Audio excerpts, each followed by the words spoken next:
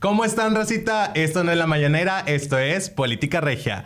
Y pues hoy tenemos dos invitados muy especiales, el licenciado Jair Guerrero Ríos y el licenciado Brandon Vidal, que ahorita se van a estar presentando individualmente. Yo soy Asael Tamayo y pues bienvenidos a un capítulo más donde vamos a analizar lo que fue esta histórica elección al Poder Judicial. Pero pues primero, antes de abordar el tema, pues quisiera que se presentaran tantito dónde son, quiénes son, qué venden, qué patrocinan, de dónde salieron. No sé quién quiere empezar. Brandon. Muchas gracias. Mi nombre es Brandon Vidal Vázquez Moncada. Soy licenciado en Derecho, maestro en Derecho, abogado en Ríos Moncada y Asociados y docente de la Facultad de Derecho y Facultad de Contabilidad. Ok. Mi nombre es Jair Guerrero, soy maestro en Derecho Procesal Constitucional, al igual que Brandon, cursamos la misma maestría. Soy licenciado en Derecho también por la Universidad Autónoma de Nuevo León y también soy socio del despacho Ríos Moncada con Brandon. Y yo soy Asa.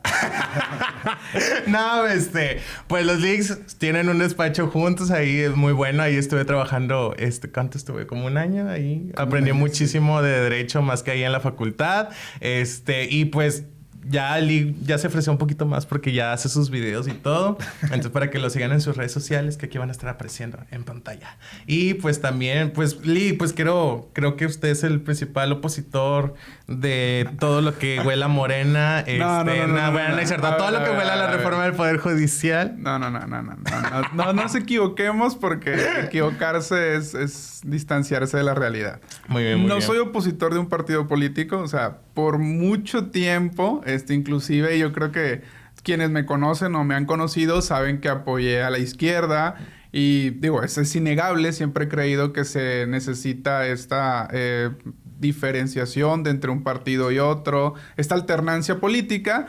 Quizás pudiese llamarme un opositor al poder en turno, porque siempre lo he sido, un crítico del poder más que un opositor. O sea, si un partido está en el poder, criticamos ese accionar del poder por los errores que pudiera tener y viceversa, y vamos cambiando, porque la versatilidad que eso implica es realmente conocer cuáles son las deficiencias de un sistema para poder mejorarlo o hacerlo perfectible, como se dijo. Lo que sí considero es que esta reforma tuvo demasiadas áreas de oportunidad para perfeccionar. Demasiadas que muchas pudieron haberse ahorrado. O sea, hubo mecanismos que pudieron haberse implementado, dudas que surgen sobre la aplicación que te dejan con una ligera sospecha de que realmente no se pensó como debería. O sea, no estuvo tan planteada como debería. Más bien pareciera que fue una reforma express que una reforma planteada con unas bases que permitieran. Pero bueno, digo, no es que esté en contra de la elección del Poder Judicial, para nada. Solo que no estoy en contra de la implementación, ni tampoco estoy a favor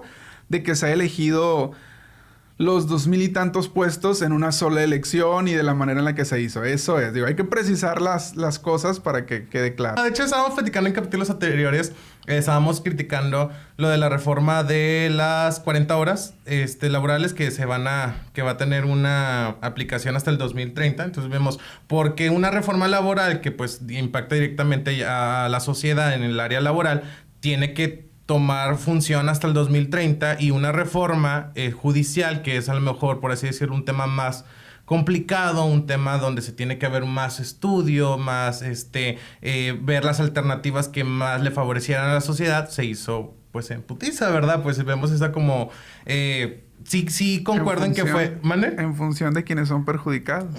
Bueno, pues también, pero pues también estaba esta contraargumentación que hizo la presidenta Claudia Sheinbaum de pues si hubiesen querido imponer al Poder Judicial, pues hubieran hecho una reforma como en el 98, de que pues prácticamente impusieron a los ministros de la Suprema Corte, que también suena mucho a simulación lo que acaba de pasar, pero pues ahí está como que la puerta donde pues todavía se le da pregunta a la sociedad de que a quién va a querer, ¿verdad? Pues digo, realmente, escapa de una imposición porque, como mencionas, pues le dieron esta salvaguarda de que fuera una elección popular para no caer en este autoritarismo dictatorial de que ellos lo eligieran. Que era lo que estaba pasando con la ministra Lenia, ¿no? que estaban siendo criticada porque había sido propuesta por el Ejecutivo.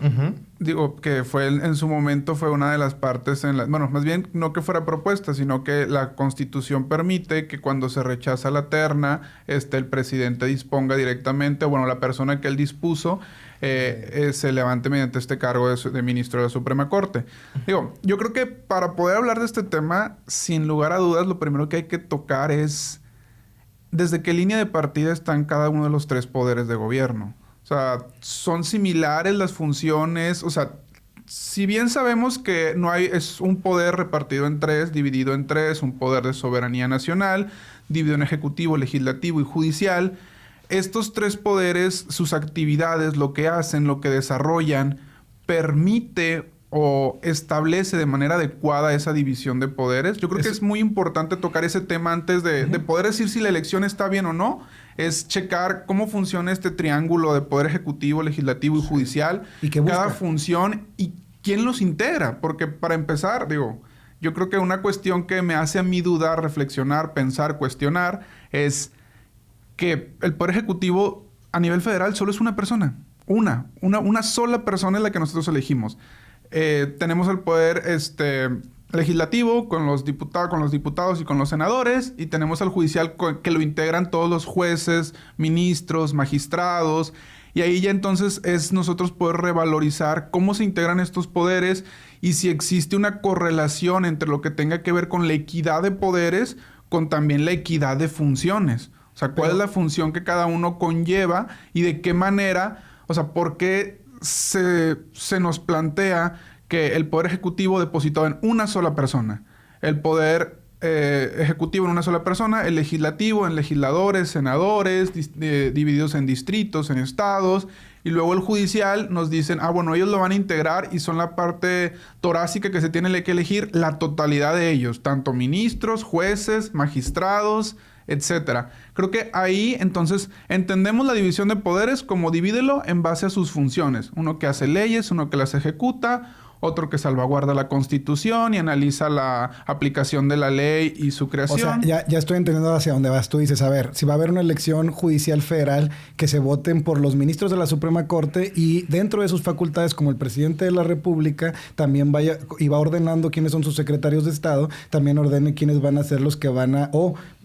establezca los procesos en los cuales los jueces federales o los magistrados van a ser designados en sus posiciones. O sea, nada más votar por los ministros, que sería el equiparable del Poder Ejecutivo. Eso es lo que... No es un planteamiento propiamente, es un cuestionamiento de que si realmente existe una equidad de poderes en función de su actividad, existe también una equidad, debería existir una equidad en función de, óyeme, ejecutivo, una sola persona elegida.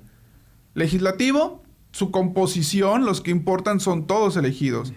Judicial, todo lo que le integren, todos los que tomen una decisión, todos ellos van a ser elegidos mediante una reforma. ¿Existe ahí o no alguna adecuación que permita hacer visible esa equidad? O sea, porque creo yo que se puede romper un poquito en función de lo que hacen esta división de poderes o no. De tal manera que otro planteamiento sería ¿por qué el Ejecutivo y el Legislativo si son elegidos por un mismo sistema partidario? Si ustedes no creen o no considerarían que esto afecte esa división de poderes. Que dos poderes sean elegidos por un mismo sistema partidario en contraposición de otro poder, ¿no es un desbalance al poder? Digo, entendemos que existen los principios de elección de mayoría relativa que pretenden regular este tipo de poder, pero realmente es un medio de control político efectivo, porque al final del día tenemos el chapulineo y entonces eso rompe que puede existir entonces realmente una representatividad. ¿Por qué? Si yo me elijo poder ejecutivo mediante un partido político y poder legislativo mediante un partido político, al final del día yo lo que tengo es entonces a dos partidos que pudieran ser el mismo, o son, mediante el control de dos poderes.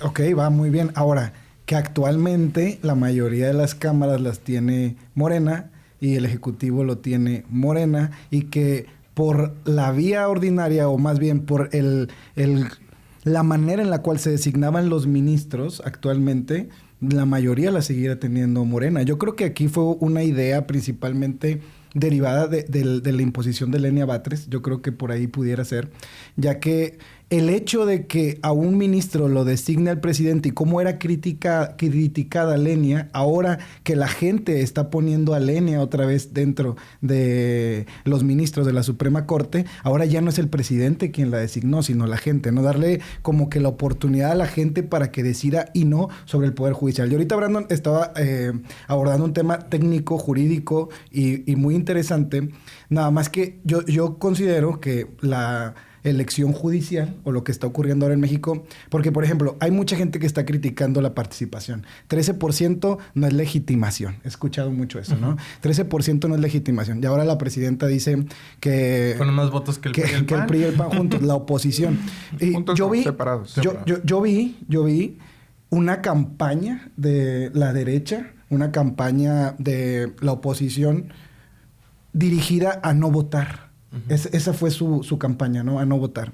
Para quitarle legitimidad al proceso judicial. Pero yo también creo que esos datos están muy errados porque al final de cuentas son temas de narrativas. El como lo presenta uno y el otro son temas de narrativas porque lo presenta la presidenta Claudia Sheinbaum diciendo que el 9% votó por ellos y el 13% está validando la elección judicial. Yo miré algo más técnico. A ver, porque yo lo vivo y Brandon también lo vivimos día a día cuando metemos un procedimiento judicial. ¿Y cuánta gente realmente tiene acceso a la justicia actualmente en México? Vamos a partir, yo creo que desde ahí. ¿Cuánta gente acude a diferentes instancias judiciales para poder validar algún procedimiento? ¿Saben cuánto es el porcentaje? ¿No? Yo lo revisé cuando tuve la oportunidad de platicar ahí con los muchachos que diriges. Sí. Y era el 0.5% de la población.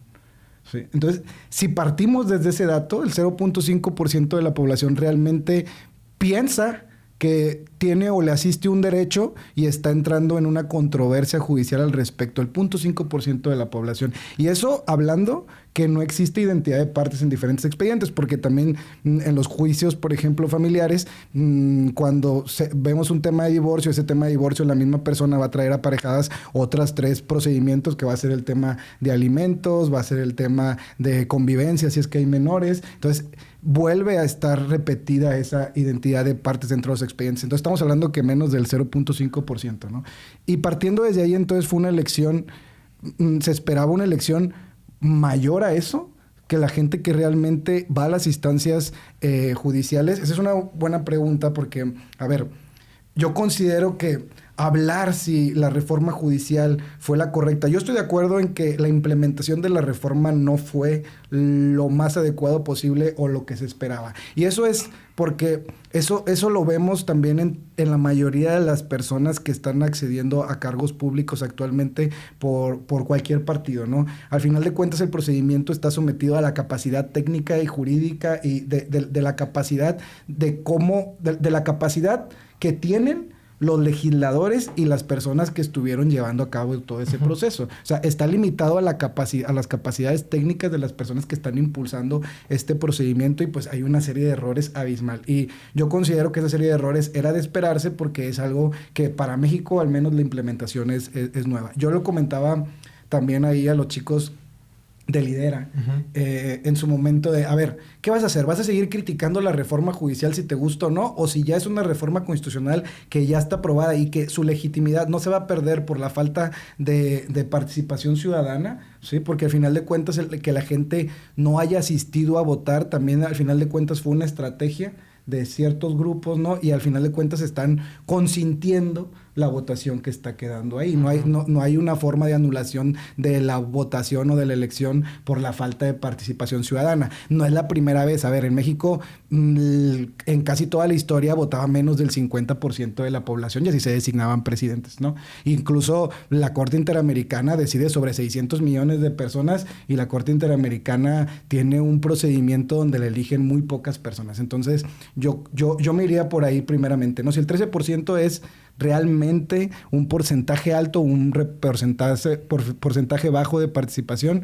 Yo diría que es un porcentaje muy alto a lo que se espera. Si el 3% de la población es la que asiste a un procedimiento judicial y si está votando el 13%, entonces este porcentaje es alto o es bajo. Es una buena pregunta para partir. Y yo ahora me iría a lo siguiente. En lugar de debatir sobre eso, yo en lo personal propondría una concientización porque creo que mucha gente no entiende cómo está realmente formado el Poder Judicial actualmente. Cómo está la redistritación, cómo se maneja a través de las materias, cuál es el juez competente. Y les comentaba también a los chicos de Lidera, a ver, si tú el día de mañana vas por una colonia, tú quieres ser, no sé, presidente municipal o el día de mañana quieres ser regidor. Y llega una doñita y te dice, oiga, ¿sabe qué? Es que pues yo tengo a mi esposo y mi esposo le está diciendo esto a mis hijos, es violento, ya sabes que hay violencia familiar dentro de esa familia, ¿cómo la vas a apoyar? Entendiendo también cuál va a ser el juez competente para atender su asunto. Yo creo que hay mucha gente, y eso también lo vivimos nosotros, hay mucha gente que ni siquiera puede identificar, deja tú el procedimiento judicial o su distritación, que ni siquiera identifica que a lo mejor le asiste un derecho o que está siendo violentado o lo están agraviando y ni siquiera identifica esas faltas. No creo que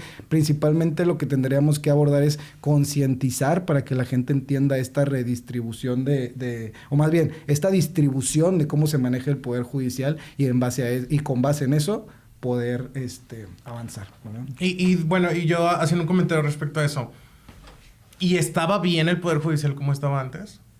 ¿Había justicia expedita, pronta y gratuita para las personas? Uy, ese es un buen tema. Primero les preguntaría si han trabajado en un juzgado, en un tribunal, para saber, aquí hay dos puntos que yo creo que emanan del discurso que se acaba de entonar, emanan dos puntos muy importantes. Primero nos dicen que solo el 5% de la población acude ante la justicia.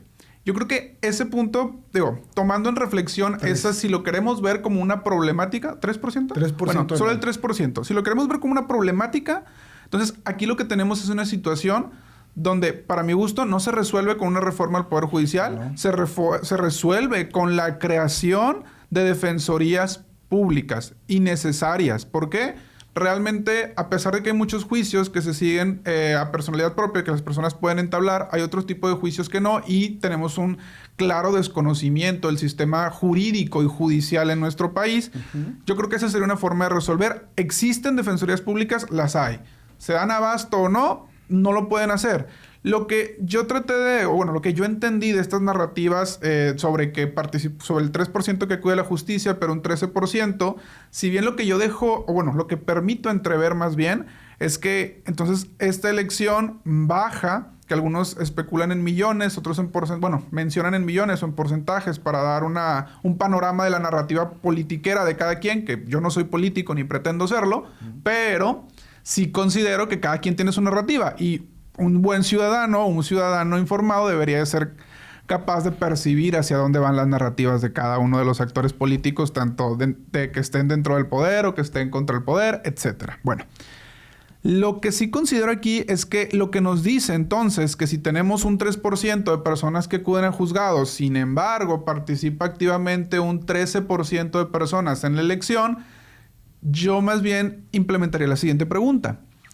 Esta participación del 10%, si 13 menos 3, 10%, no pudo haberse visto influenciada por el mismo poder, por los mismos actores políticos, tanto de los poderes como ejecutivo y legislativo.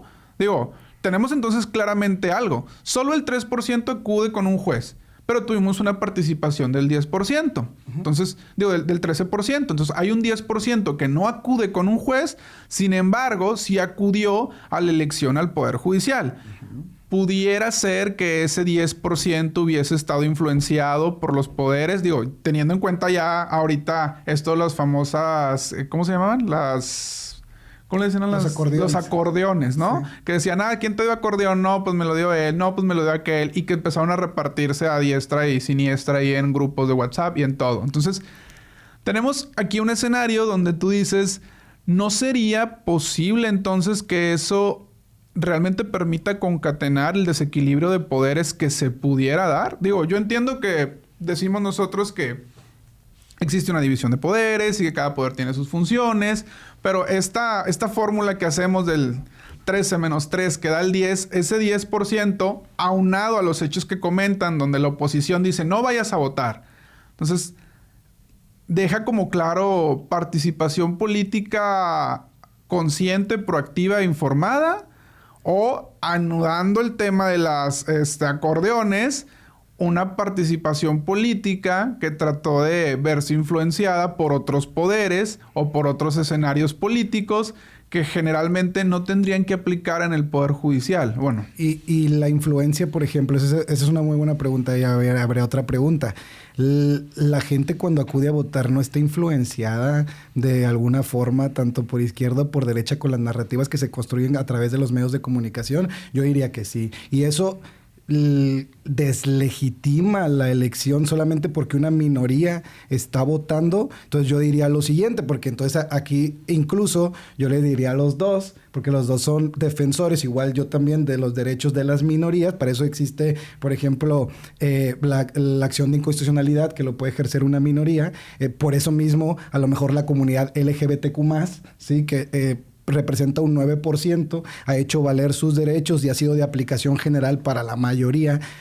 Yo diría, por esta razón que estás comentando, ¿debería de perderse validez o legitimación a la elección?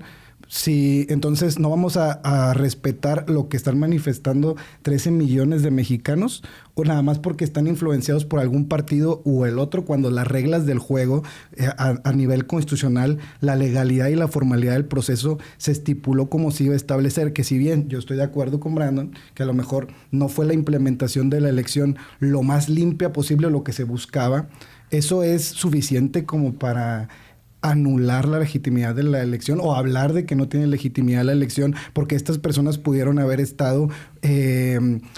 ¿Cómo dijiste la palabra? Dijiste una palabra muy interesante. La palabra es... manipulados, no. Es como influenciados, sí, por estas... Ahora, no siempre estamos influenciados por un factor o el otro que hace que determines que votes por uno o por el otro. Si bien es tu afiliación política o tu educación religiosa o lo que sea, ¿no siempre hay una influencia al respecto? Pues eso nos lleva entonces a un punto muy importante. Digo, yo no hablo de que eso le reste legitimidad a la reforma. De ninguna manera, nunca hice esa énfasis, ni siquiera proliferé esa palabra, porque no le diría que no tiene legitimación al ser una menor cantidad de votos. Okay. Digo, creo que si partí de mi discurso inicial diciendo sobre el chapulineo que rompe las minorías, o sea, realmente eso abona a que, pues bueno, a que se afecte ciertos derechos de representación de algunos grupos, o sea, quitándoles participación. Yo no creo eso. Lo que creo que nos lleva es a que, si bien las personas que participaron pudieron haber estado influenciadas, nos lleva a otra problemática social. Realmente, ¿por qué vota el ciudadano? ¿Vota por carisma? ¿Vota por herencia? ¿Cuál es la forma de legitimación que el ciudadano le da a la persona para otorgarle su voto?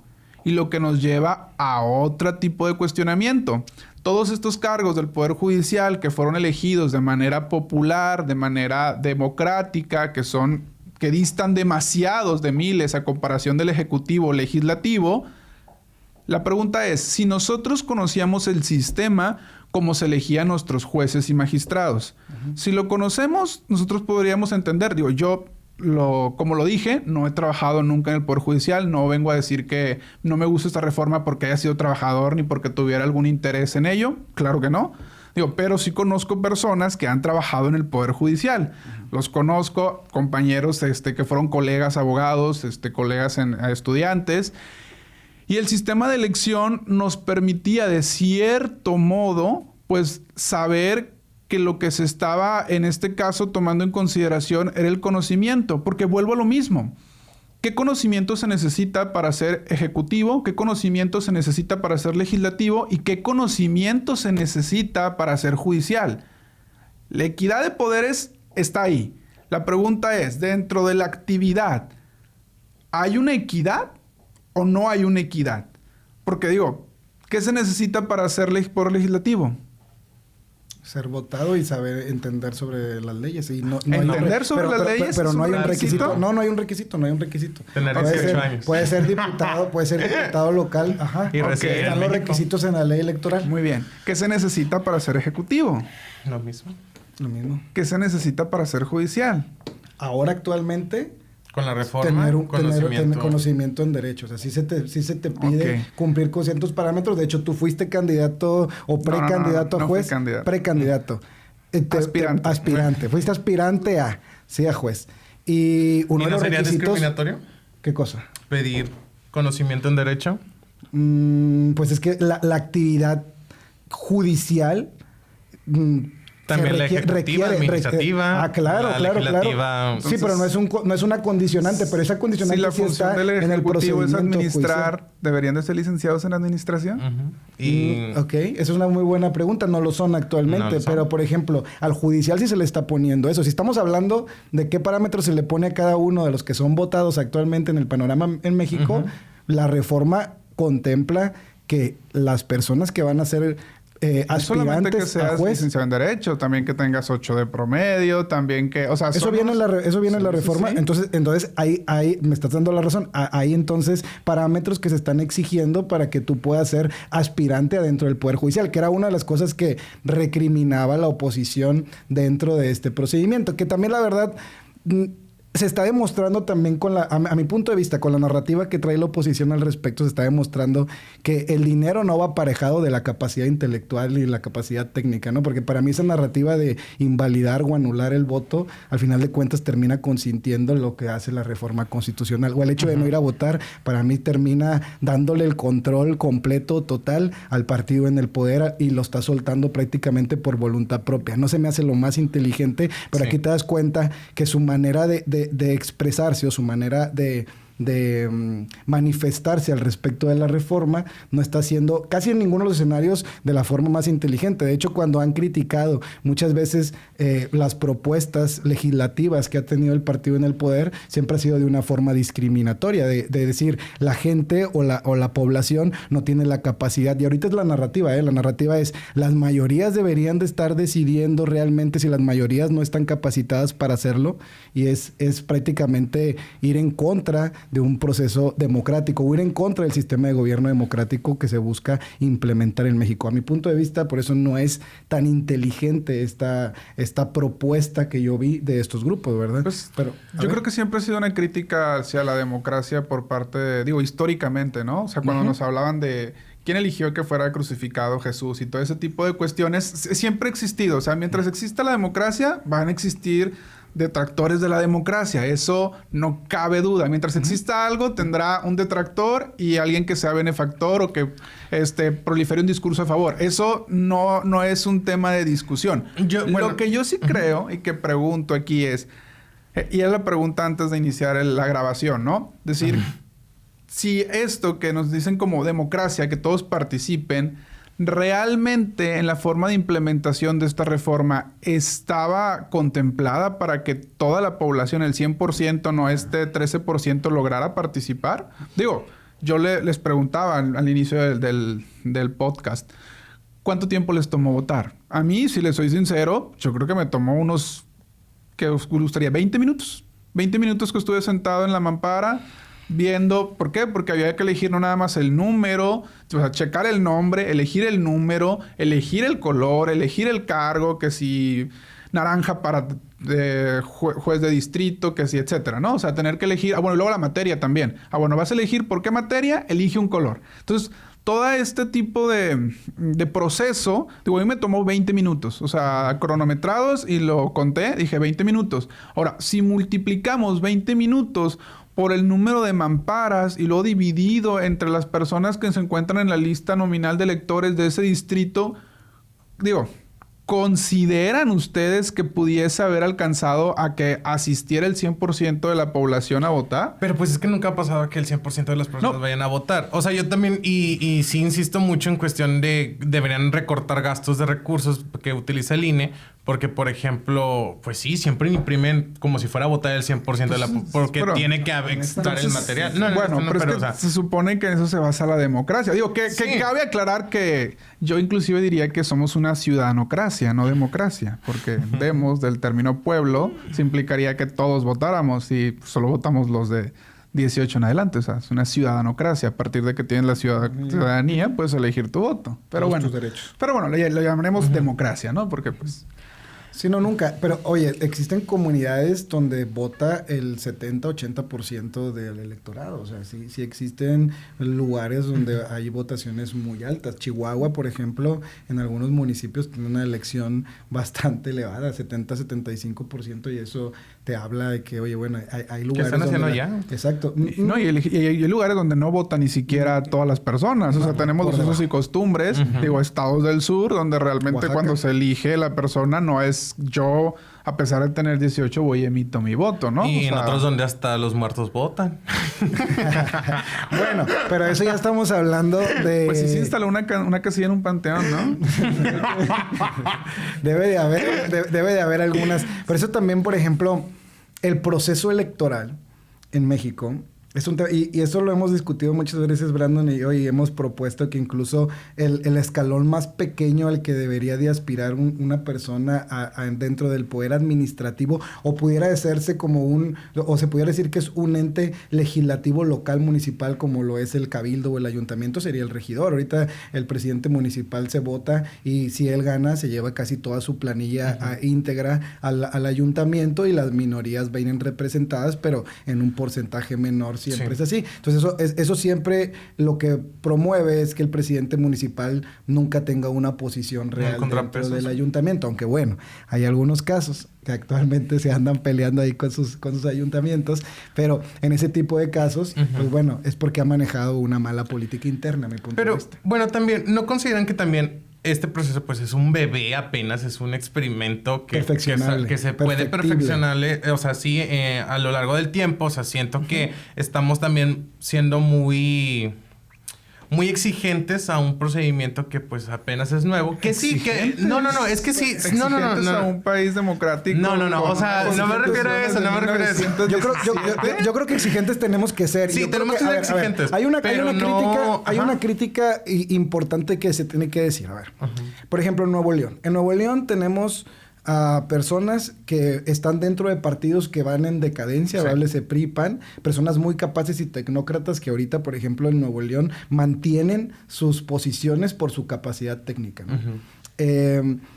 Y vemos también muchos legisladores, y yo los he visto, y muchas personas representantes dentro del Poder Ejecutivo que forman parte del partido en el poder, que la neta, por sus malas elecciones y por sus malas decisiones de quiénes van a ocupar ciertos cargos, terminan por bajar muchísimo el nivel técnico de lo que se tiene que exigir. Yo creo que la exigencia se tiene que elevar. Creo que el procedimiento tuvo muchísimos errores. En eso estoy de acuerdo.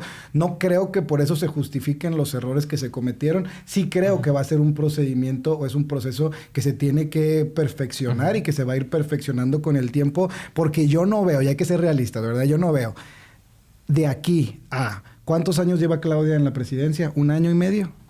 Aproximadamente. Bueno, yo no veo una alternancia real después de Claudia Sheinbaum. Yo no creo que vaya a cambiar el gobierno y que vaya a cambiar la ideología política. Entonces va a ser un procedimiento que va a tener tiempo para perfeccionar,se y que vamos a ver a lo mejor al final de los tiempos de este procedimiento, y vamos a ver si realmente en algún futuro, después de estos 6 casi 12 años que restan, si dentro de ese posible futuro en el cual hay una alternancia de gobierno en el país, realmente se va a buscar cambiar esta forma de designación del Poder Judicial. Por eso yo digo que debería ser un tema que debería ser superado y, como tú dices, ver qué es lo que debería abonar al procedimiento. Para mí en lo personal, debería de ser capacitar a la ciudadanía. Eso urge. Para mí, una de las cosas que ha sido la crítica medular al gobierno actual, porque yo me considero también una persona de ideología de izquierda, yo apoyé siempre, soy obradorista, me gusta la ideología de izquierda, siempre he apoyado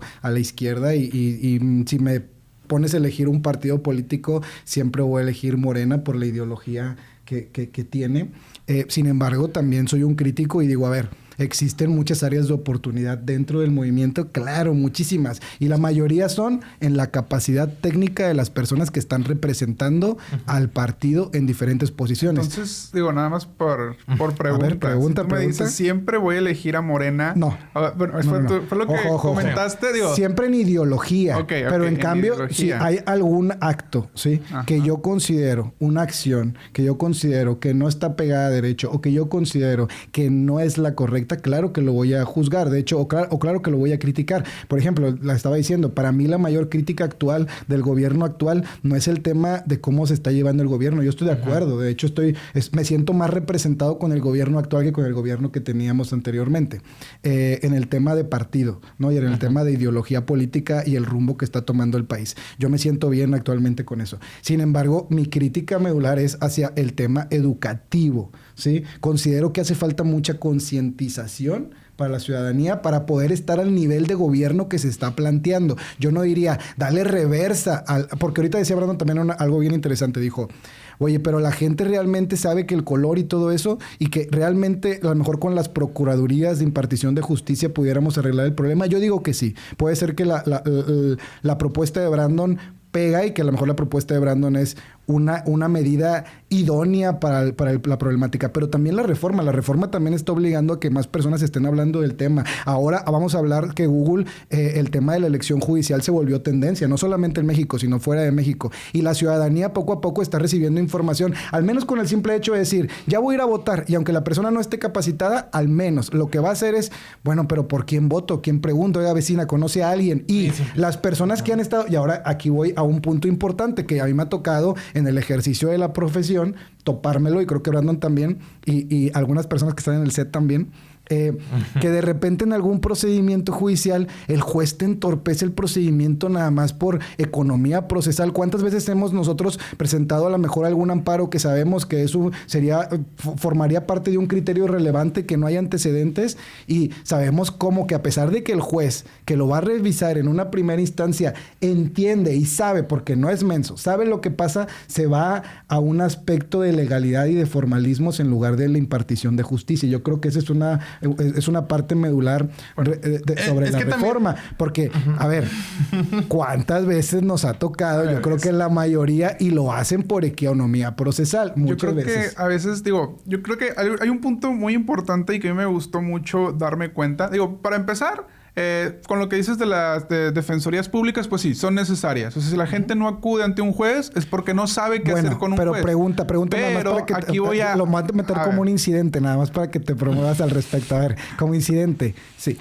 ¿Tú consideras que la reforma judicial, la reforma al Poder Judicial actual, en menor o mayor medida, dale el porcentaje que quieras, está logrando que la ciudadanía se informe en algún porcentaje? ¿Crees que avanza en el conocimiento de sus derechos y en el cómo se maneja el Poder Judicial? Ahora dices tú, está bien, mantengámoslos técnicos, o a lo mejor el Poder Judicial por su naturaleza necesita aspectos técnicos, personas técnicas que sepan resolver conforme a derecho y legalidad, ¿no?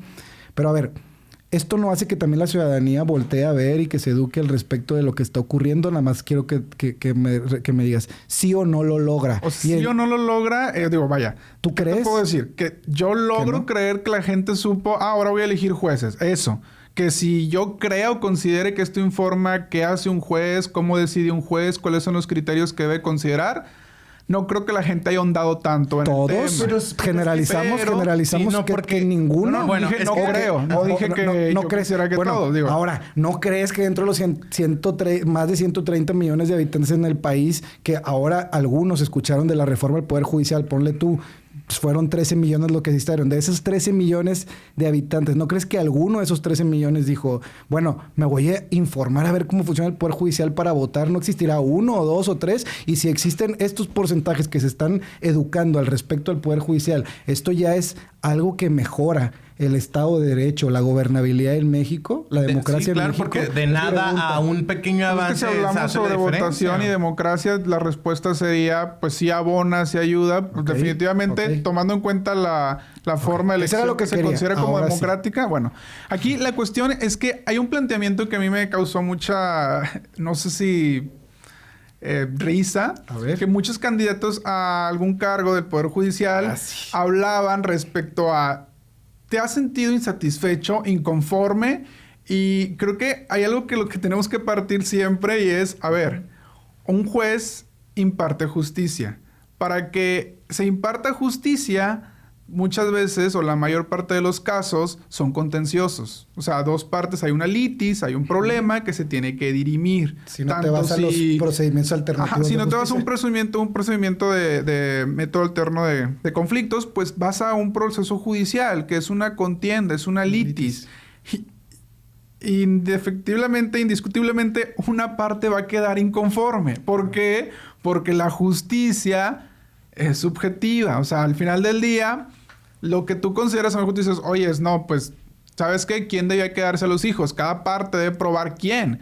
Y luego, pues, una parte va a quedar inconforme. Por eso, esta campaña de, ¿te has sentido inconforme? Pues sí, o sea, imagínate, no sé, tú peleando por la patria potestad y dices, es que los jueces antes no me la daban, pero se la van a dar a otro y tú votaste por un juez porque en su momento quizás no te la dio a ti y se la dio a otra persona y ahora va a empezar y la contraparte ahora no va a votar por él, va a votar por otro. O sea, este proceso de esta campaña de ¿te has sentido insatisfecho con la justicia en México? Pues yo creo que para las personas que han sido partidarios del sistema de justicia o que han recurrido a él, se darán cuenta que va a pasar. Siempre alguien va a quedar insatisfecho. Sí. Pero, y luego nos vamos a lo que tú comentas, de que cuántas veces el juez, pero también hay que tomar en cuenta otra cosa. El juez siempre, bueno, el juzgador, la persona juzgadora, la persona que emite una resolución, siempre tiene que cerciorarse de ser imparcial. O sea, muchas veces, y yo siempre lo he dicho, todos evidentemente cuando algo no nos conviene, pues nos sentimos insatisfechos, nos sentimos, ¿sabes qué? Pues no me conviene que el juez no haya hecho esta acción y existen los procedimientos. Porque si nosotros nos vamos a decir, es que el juez tiene que resolver conforme yo pienso, pues no funciona así. Se tiene que hacer conforme a las pruebas, al elemento fáctico, normativo, probatorio que yo le arroje para que él tome su decisión. Y suele pasar, no voy a decir que no, hay resoluciones que no te satisfacen y se crea una segunda instancia, porque si no, entonces realmente ni siquiera necesitaríamos tener tribunales si con el simple juez ya se decidiera, el juez tiene la razón, ya, juzgado, o sea, habría solo jueces. O sea, ¿para qué queremos un magistrado que resuelva alguna inaplicación por parte del juez? O sea, si nosotros nos vamos a decir que el juez a veces no tiene la capacidad o que no nos favorece en una sentencia, bro, entonces, ¿para qué tengo tribunales? Evidentemente va a ocurrir, va a pasar y no digo que no. O sea, ¿cuántos, a pesar de que comentan que solo el 3% de la población acude ante un juez, ¿cuántos jueces tenemos? ¿Cuántos juicios lleva un juzgado? O sea, realmente esa es otra cuestión que se tiene que analizar y dejar entrever sobre estos procesos de administración de justicia. O sea, no creo que sea tan sencillo como decir de que es que se necesitaba cambiar a los jueces porque en su momento no me dieron una resolución favorable. Porque a todo el mundo nos va a pasar. Pero es una... No sé, o sea, siento que se está reduciendo a un tipo de campaña de un candidato. O sea, sí traían esa narrativa, pero, o sea, no todos.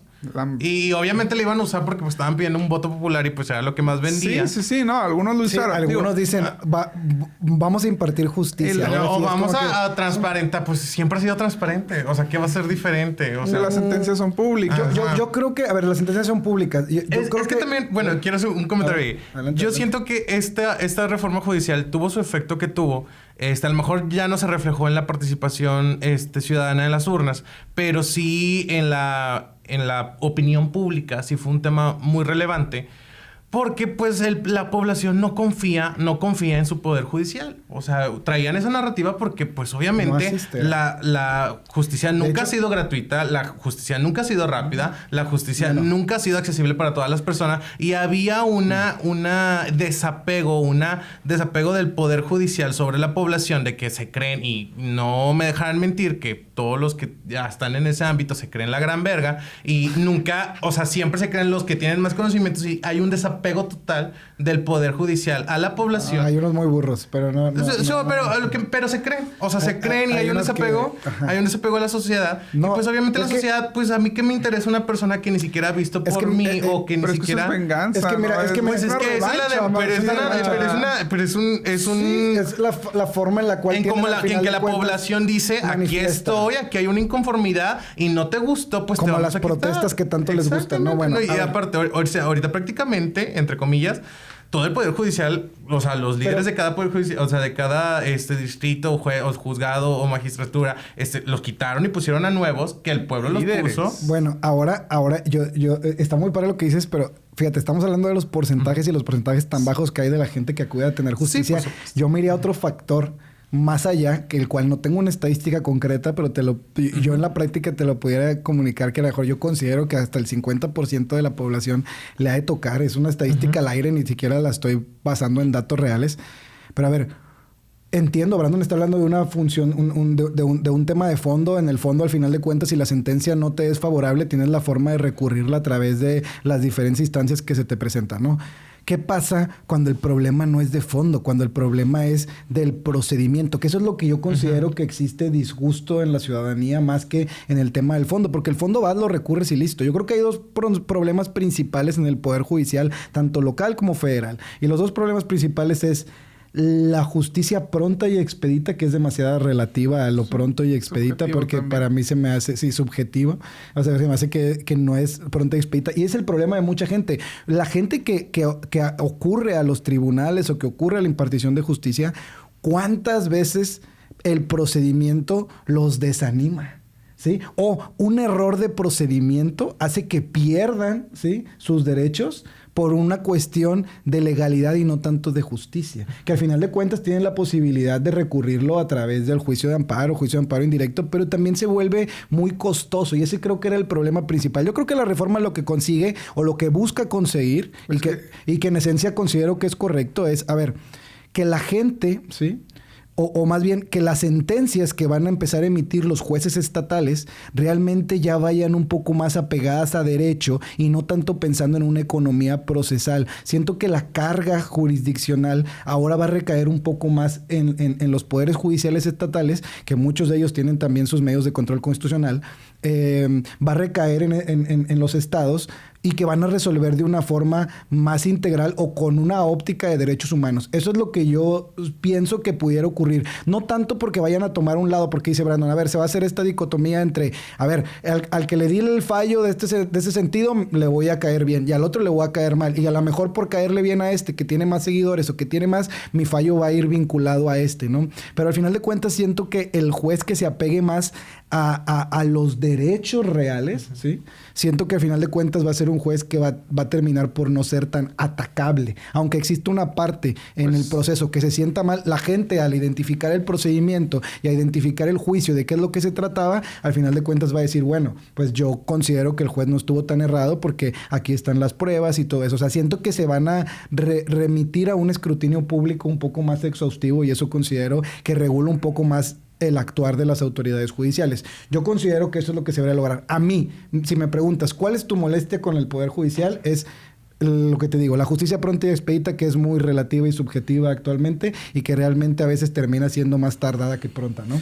Yo creo que como abogados nadie me dejará mentir que te has visto tanto beneficiado como en muchos casos pues no beneficiado por esta cuestión que le atañe de legalidad que de fondo. Digo, el control de constitucionalidad, ¿hace cuánto que se resolvió que los jueces podían aplicar, inaplicar y no hasta lo aplican? Tú lo ves. Por economía procesal en el Estado, es que muchas veces no. Economía procesal, digo, es un término, o sea, que al final del día tratas de utilizar, no sé cuál es la forma en la que le quieres utilizar, pero bueno. ¿Tú te refieres a que los jueces deciden, o bueno, no emiten una resolución que te favorece con base en un criterio de legalidad cuando tú consideras que tienes la razón, que los derechos te asisten, etcétera? Eso es lo que yo estoy entendiendo. O y que tú ni dices, siquiera se pronuncian al respecto, lo dejan de lado y se manifiestan con lo que ellos ya tienen, porque al final de cuentas... ahí tenemos los recursos que también te dicen cuánto se tiene que resolver. Y cuando tú decías que se volvía costoso, es aquí donde a mí me genera esta...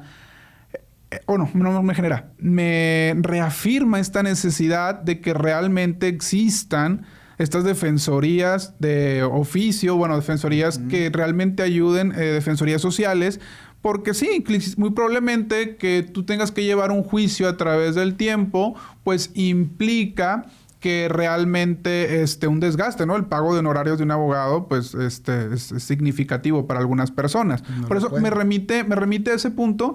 Y otro punto que quería tocar aquí también ya que hablamos sobre esto, es sobre las funciones de la justicia, porque, lo quiero tomar, la justicia no solo la emite el Poder Judicial, o sea... El Poder Ejecutivo también. Quiero dejar en claro también una pregunta, una duda, una inquietud que a mí me surgió es... ¿por qué en estas elecciones judiciales no elegimos al Tribunal Federal de Justicia Administrativa, que es la primera línea de defensa de derechos de una persona cuando se ve...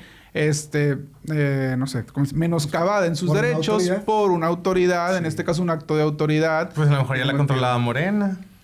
No, yo no creo que vaya por ahí. Esa sigue siendo elegida de manera no democrática, como dijeron, porque sigue siendo... ¿No democrática? Bueno, así Pregunta, dijeron. ¿no como... democrática? Democrática representativa. Ah, ok. Porque democrática al final de cuentas sí termina siendo. A ver, pues es algo que te das cuenta... no por el pueblo. No por el pueblo. Ahí ya... Pero bueno, ahí ya no ocupamos democratizarlo. Yo estoy a favor de lo que estás diciendo. A favor... respecto a que se debería de haber votado los tribunales de justicia administrativa estatales. ¿Por qué no? ¿Por qué no? Ah, bueno, yo no sé por qué no se integra. ¿Cuál es tu idea? ¿No te surge? No hay ninguna... Al final de cuentas, ahí te va. Yo creo que... Bueno... no, espérate. Porque ahí Brandon... Yo pregunto. Ahí Brandon participó. Él dice que no estaba dentro del Poder Judicial, pero sí formó parte del Tribunal de Justicia Administrativa del Estado. Entonces, ¿conoces el procedimiento del Tribunal de Justicia Administrativa del Estado? Yo digo, lamentablemente en el Estado no se ha implementado la reforma. Yo invitaría a la gente a emitir una iniciativa. ¿Por qué no? Porque ya que se haga esta reforma para que se elija el Poder Judicial, ¿por qué no se incluye el Tribunal de Justicia Administrativa? Pues vamos a proponerla. Vamos a proponerla. Adelante. Yo estoy de acuerdo. En esa propuesta de verdad no estoy completamente de acuerdo. Lo que sí es que... Yo pregunto y propongo. Yo solo tengo dudas. Que la metan en la elección del próximo año. Yo estoy de acuerdo con lo que comenta Brandon de que debería de agregarse el Tribunal de Justicia Administrativa. Completamente de acuerdo, porque realmente es el órgano que regula el actuar de las autoridades. ¿Sí? Y pues bueno, en la reforma ponen a esta... grupo del Poder Judicial Federal que es como funciona como órgano interno de control. ¿Cómo se llama estos que se votan? Tribunal de Disciplina El Tribunal de Disciplina Judicial. Que ese es un tema también interesantísimo de hablar porque los jueces que por cuestiones de legalidad o procedimiento entorpecen procedimientos casi nunca son sancionados, ¿verdad? O sea, es algo que también se debería de hablar, o qué es lo que busca la reforma. Yo... No te quieres salir del tema de justicia administrativa. No creo que me quiera salir del tema, sino que al final del día... va a ser complicado. Esperemos si no sea utilizado para coaccionar a jueces, esperemos si no sea utilizado para remover a quienes emitan sentencias. Porque la otra cuestión también va muy enfocado a que cómo inició esta reforma al Poder Judicial, ¿no? Claro. Mucha gente decían que por suspensiones y que es una revancha, y yo no sé, tendríamos que hablar de muchos temas. Porque también el Poder Judicial se aventó unas medidas locas. Unas ideas bien locas, yo no sé quién fue el que quitó la suspensión con efectos generales. No sé si ustedes realmente crean que eso, imparte una forma, o sea, de qué forma impacta en la justicia, ¿no? O sea, el eliminar la suspensión con efectos generales, y fíjate, ¿cómo beneficia a la justicia? Tu mismo argumento trae un doble ahí, por ejemplo, una doble zancadilla, jiribilla, porque dices, a ver, ¿qué onda con el tema del cómo se está decidiendo el tema de los efectos generales, ¿no? Que ya estamos hablando en el tema, ya no estamos viendo el tema de amparo. Pero dice, ¿quién lo quita? Todas las herramientas, todas las herramientas como ahora el voto, el Poder Judicial, todas las herramientas se pueden utilizar para el bien o para el mal. Un carro, hasta este micrófono lo puedo agarrar y agarrarte a microfonazos también. Entonces, todo se puede... Y decir de que esperemos que no use el micrófono para agarrar a putazos a Laza. no es es un temor de un medio futuro que es incierto, que pudiera ocurrir. Yo también estoy de acuerdo. Pudiera ocurrir que se pudiera coaccionar. Hablar en especulativo porque luego vas a tener no pasa nada. La denuncia. Me denunció en el podcast. Tentativa de homicidio. Joticidio. Pero bueno, a ver, ya para cerrar, ¿qué opinan de los candidatos que hasta el momento con el 93% de las actas escrituradas? Ahí Brandon va a golear porque a ver, porque ya vamos a cerrar. Para ya cerrar, a ver, a mí sí me de gustó las mujeres. quién quedó de presidente de la corte. Vi un poco el perfil. ¿Cómo? Ya sí, escogieron presidente. Las que se perfilan. Los que se perfilan, el que se perfila para presidente de la corte. Que es el de la comunidad indígena, ¿no? Oaxaca. Sí, Oaxaca. Sí, me encantó. Bueno, a eso iba, pero me encanta. O sea, no, porque te preguntas, ¿cuándo en la reforma, o sea, antes de la reforma, cuando una persona originaria de Oaxaca, de un pueblo indígena, iba a llegar a ser presidente de la Suprema Corte? Pues Benito Juárez fue presidente de la Ay, pero pues... Y de Guelatao. Ay, bueno. No vamos a hablar del traidor de Juárez. Bueno, Batres. Pero él no te encantaba. O sea, querías un indígena, pero el que tú quisieras. No. Era como que él no me encantaba, esto sí me encanta. Está bien. Benito Juárez es criticable, yo no digo que no, pero la verdad es que... A ver, todo es criticable, señores. O sea, todo es criticable para poder ser perfectible. El derecho, como constructo social, creación de la idea humana, es mejorable, perfectible, y va a ser perfectible en la medida de que lo queramos cambiar. O sea, yo les comentaba, o sea, temas como el aborto. Temas como el aborto que nos van a llevar a puntos divergentes. Matrimonio igualitario. Todo eso, a pesar de que la gente diga, ya está superado, va a volver. La corriente política que cambia, alguien que cree que está en contra o a favor. El derecho como constructo social va a cambiar en idea o en función de la idiosincrasia de la época. La educación de la ciudadanía, claro.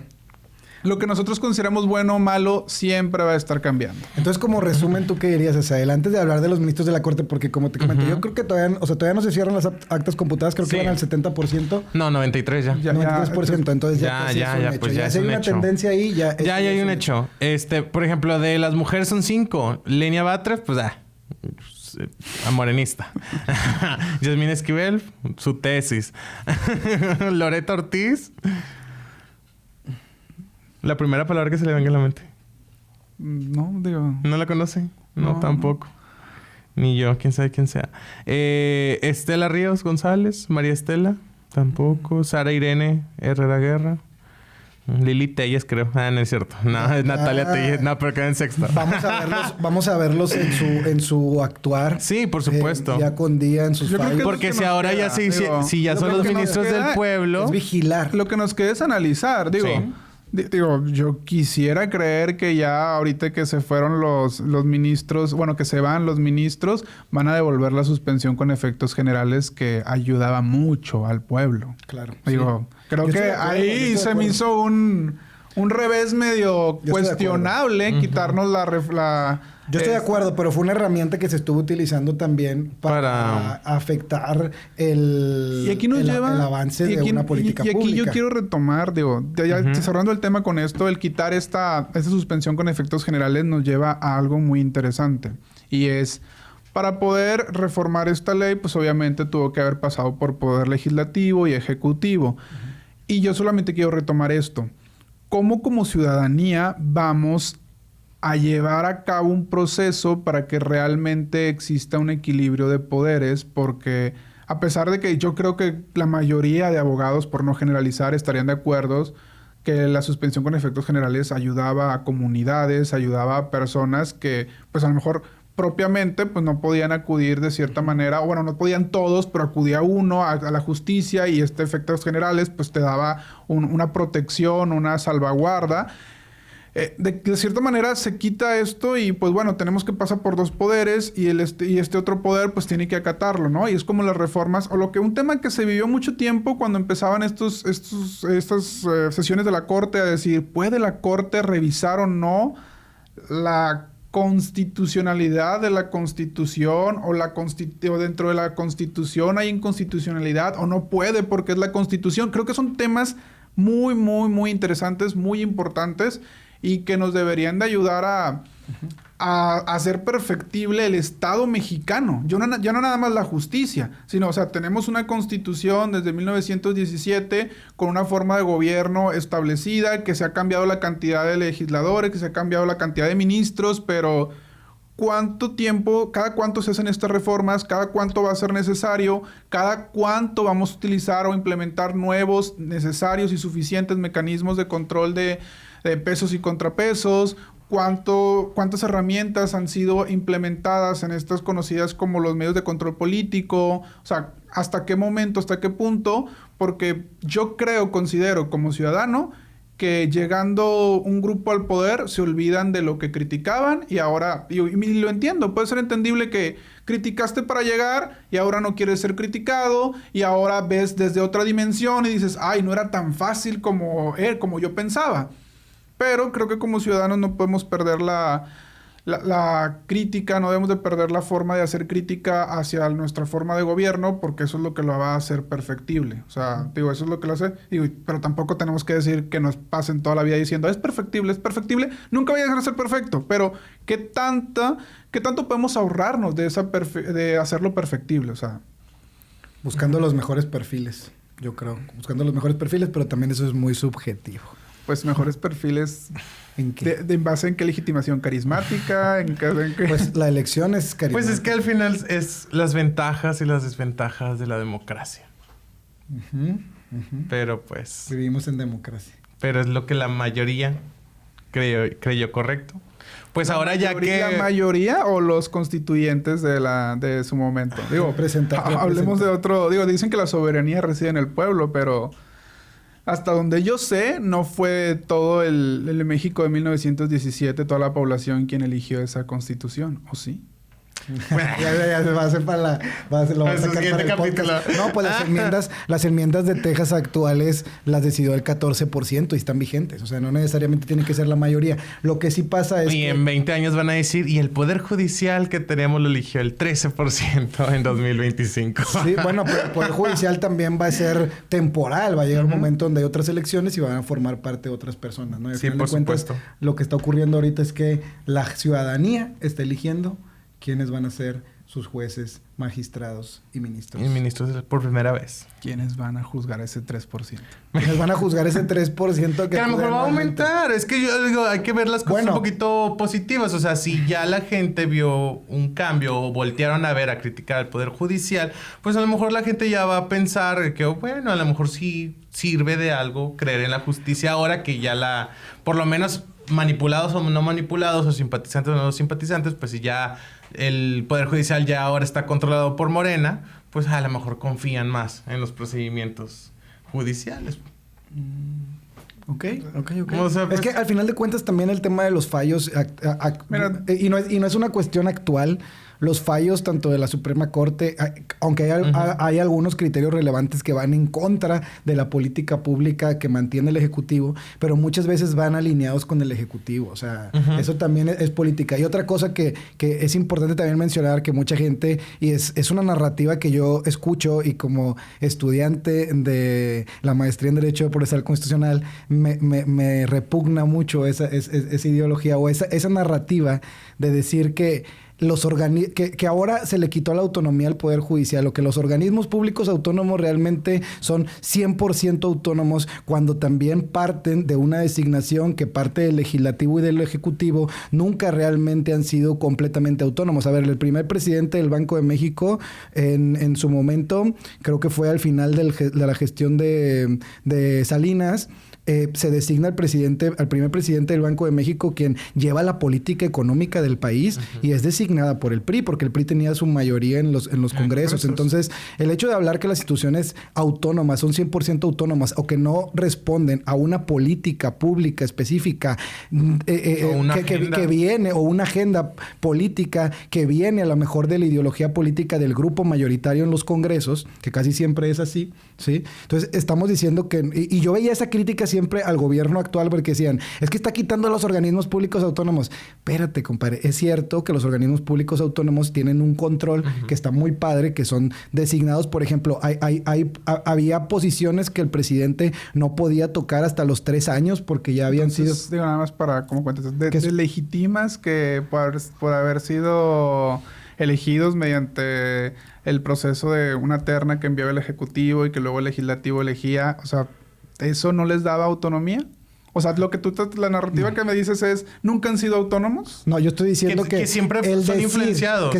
El decir que no hay una influencia política y que ahora la va a haber a través del voto popular. A ver, ya existía esa influencia política. Incluso te diría, a ver, el partido del poder al que menos le convenía era la reforma judicial porque ya estaban a nada de nombrar a los nuevos ministros y ya estaban a nada con los grupos mayoritarios tener todo el control de la Suprema. Para mí, si esa fuera narrativa real de lo que está buscando Morena o el grupo en el poder, sería un balazo en el pie. ¿Te refieres a que no les convenía en función de cuántos votos de la corte? Digo, al final del día, o sea, yo creo que eso decir no les convenía también es demasiado subjetivo. O sea, si tienes una estructura... les conviene porque tiene la mayoría del pueblo. Si tienes una estructura donde sabes cómo... ¿a votar?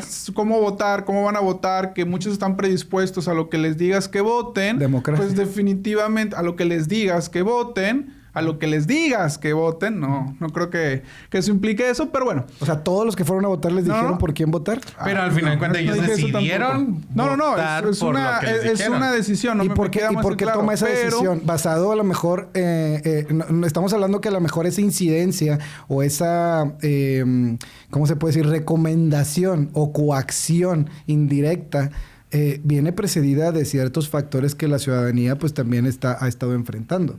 ¿No? O sea, ciudadanía. Ciudadanía. Hablo de ciudadanía en general. Que la ciudadanía ha enfrentado de disgustos con el poder. Tendríamos que dividir también las materias, porque al final del día el derecho público y privado. O sea, la ciudadanía esta ciudadanía que llamamos que es la que está inconforme, pues viene parte de esta implementación de justicia por parte del derecho privado, que es el que regula las relaciones entre los ciudadanos, o sea, juicios de materia civil, mercantil, etcétera.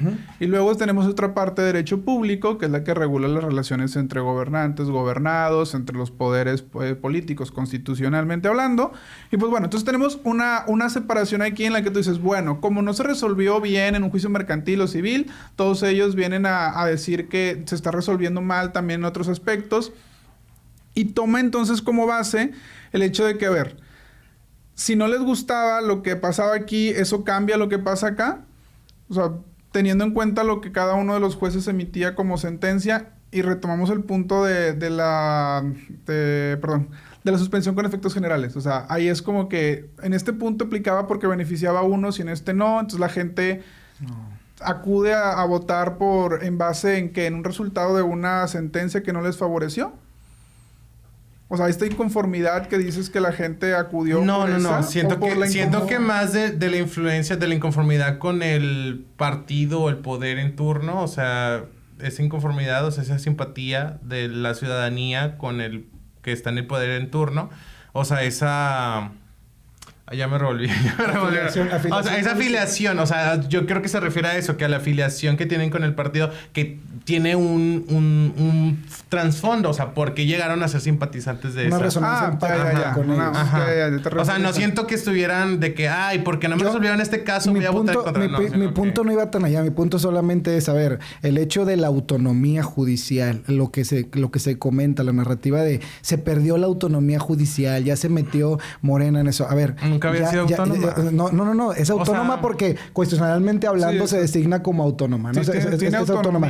Pero a lo que voy yo es que también son entes o posibilidades que ahorita Brandon también hizo un comentario al principio que dijo, no soy político ni me interesa ser político. Todos somos políticos, todos somos entes políticos, tenemos una política. El hecho de emitir una opinión es al final de cuentas emitir una política de lo que nosotros creemos. Bueno, me refiero a politiquero. Politiquero. Politiquero. Ah, sí, eso no eres. Politiquero, o sea, convenenciero por política no eres. Ni yo tampoco. Yo tampoco voy a decir, el proceso, porque yo me considero afín al partido político de Morena, yo por eso voy a decir que todo el procedimiento judicial fue excelente, excelso y el mejor, el perfecto. No, porque eso también hablaría que soy estúpido, ¿no? No lo soy. Tengo un criterio. Pues sí, tengo un criterio.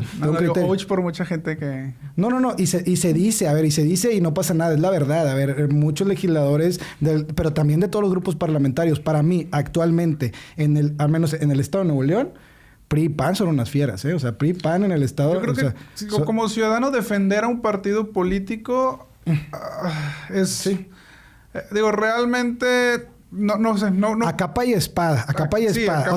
Y aunque no tengas la razón, yo digo, el procedimiento no es el correcto, pero digo, la ideología que tiene el país a través de sus representantes actuales, a mí me tiene hasta el momento conforme, estoy a gusto. Solamente el aspecto criticable para mí, que yo critico al procedimiento, es que faltan personas dentro del partido capaces, técnicos, para poder ejecutar la ideología que a lo mejor se escucha bonita, pero al final de cuentas cuando se aterriza muy torpe, ¿no? O sea, esa es la problemática principal de Morena. Se aterriza muy torpe. Tanto en el poder y en la... Se enfocan mucho a lo mejor en la ideología del deber ser, pero no solamente de buenas intenciones se hacen buenas políticas públicas. También hay que ser atinados para hacer buenas políticas públicas, ¿no? Y también entender, como decía Brandon, que la ciudadanía tiene un proceso educativo y que al final de cuentas va a ir cambiando y que hay que aceptar el proceso. A lo mejor... Y que hay que atacar el rezago. El rezago educativo, digo, tal cual. No porque pases una materia tienes conocimiento. Ese es el principal problema actualmente, eso yo te diría. Es el principal problema de que la gente no esté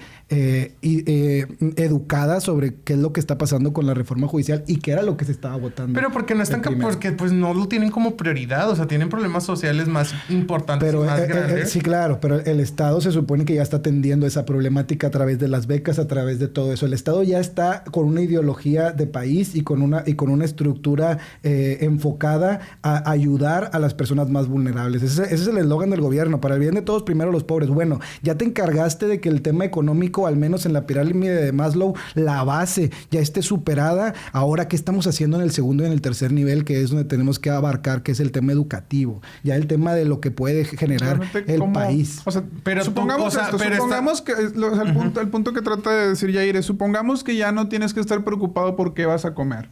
Ahora, ¿cómo generas el interés por estudiar? Claro. O sea, ya no estoy... O sea, se supone que ya no estoy preocupado porque no tengo que comer. Pero no... Ahora, pero aún no se ha resuelto. ¿Cómo...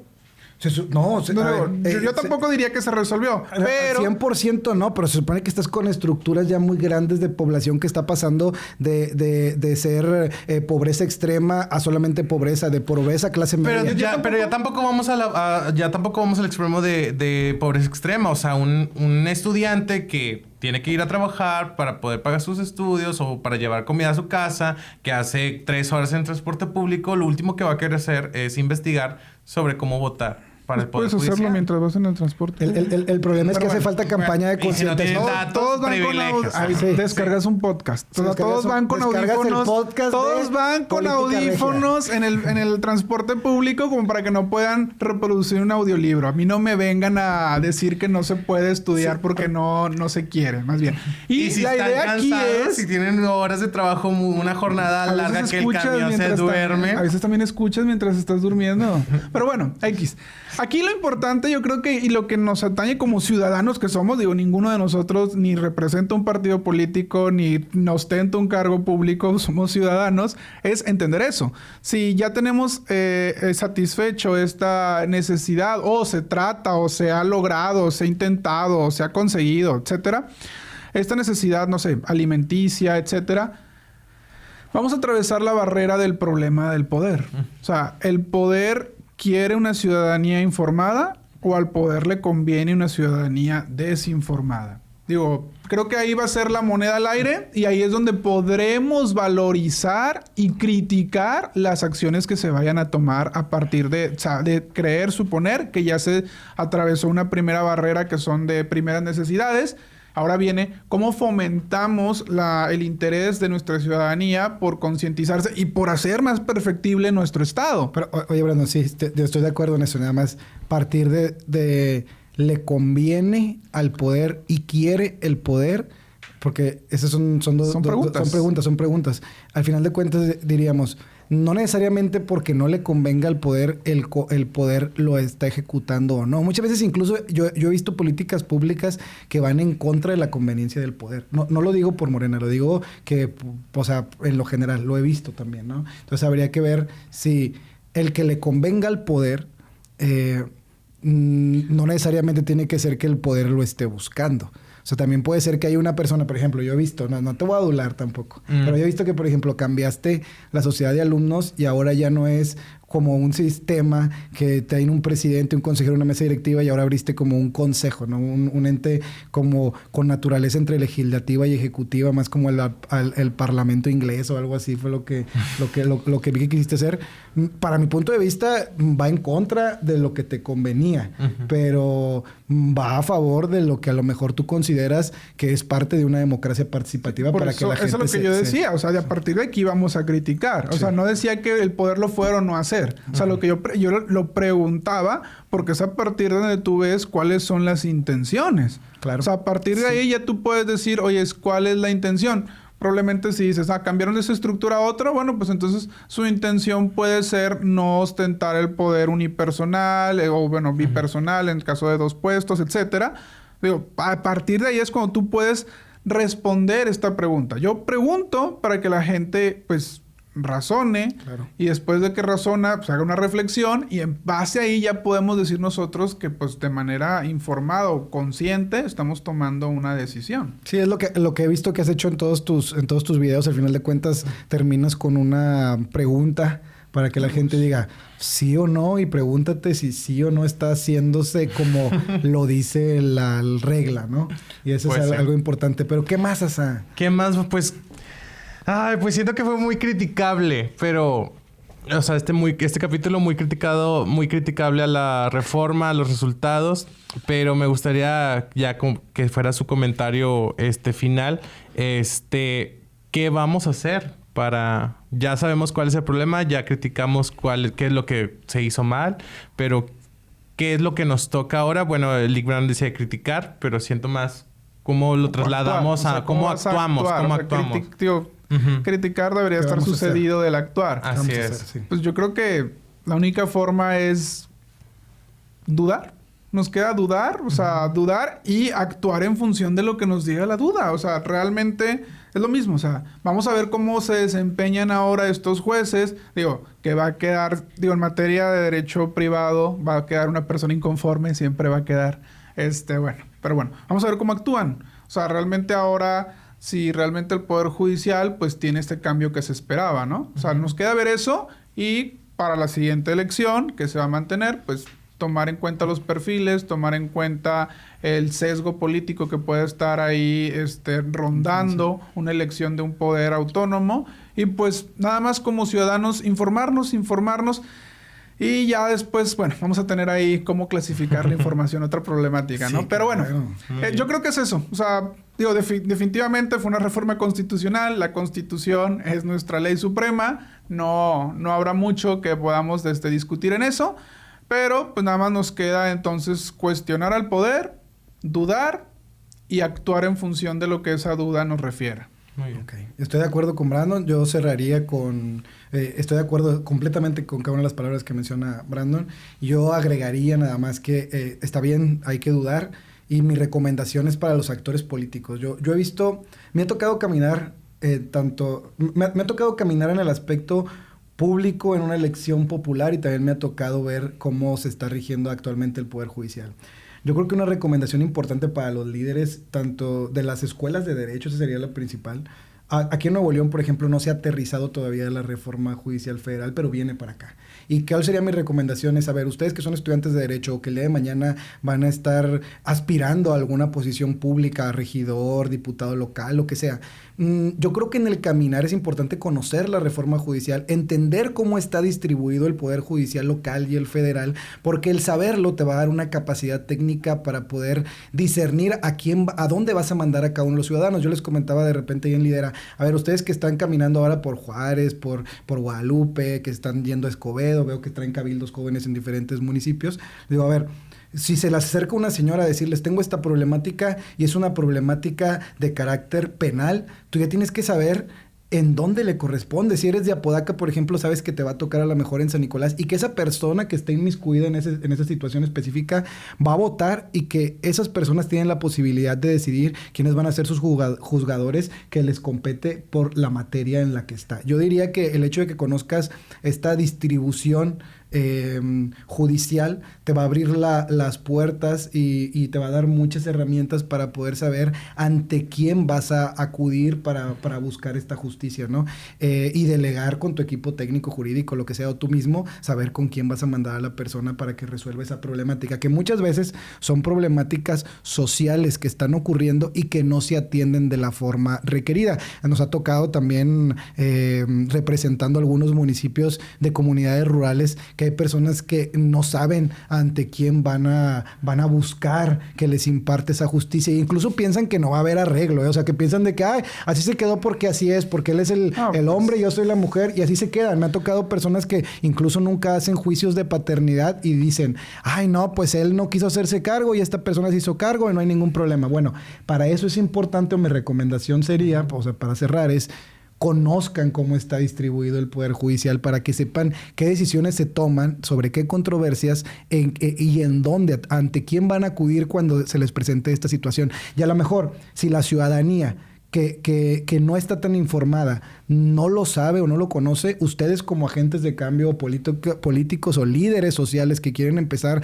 en ciertos movimientos, su responsabilidad es conocerlo, porque también el hecho de que puedan votar en esas posiciones para jueces locales va a aperturar que ustedes también puedan definir o puedan ayudar a que estén las personas con mejores currículum, reconocimientos o que tengan fallos conforme a derecho. Eso sería mi recomendación final como cierre de la reforma judicial. Ya no, yo creo que el debate de entre si se hizo bien, se hizo mal, en si es correcto o no, ya debería estar superado, porque tendríamos que estar buscando en cómo como ciudadanos vamos a aterrizar de la mejor forma esta reforma y que a lo mejor ya la responsabilidad del legislador o las personas de los OPLES o las personas del INE que ya fueron encargadas en desarrollar la elección, ya se encargaron de su parte, bien o mal, como le hicieron. Nosotros como ciudadanos hay que encargarnos de nuestra parte y corregir lo que se pueda corregir conforme a nosotros, ¿no? Eso es lo que yo invitaría. Y si llegan a tener la posibilidad de formar parte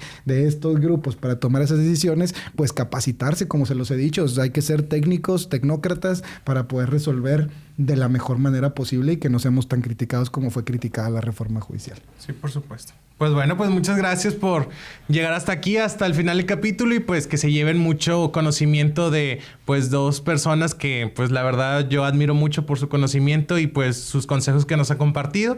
Y pues recuerden, siempre cerramos este podcast con una pregunta: ¿qué vas a hacer hoy para cambiar a Nuevo León? Muchas gracias y nos vemos la próxima semana. Gracias. Hasta luego.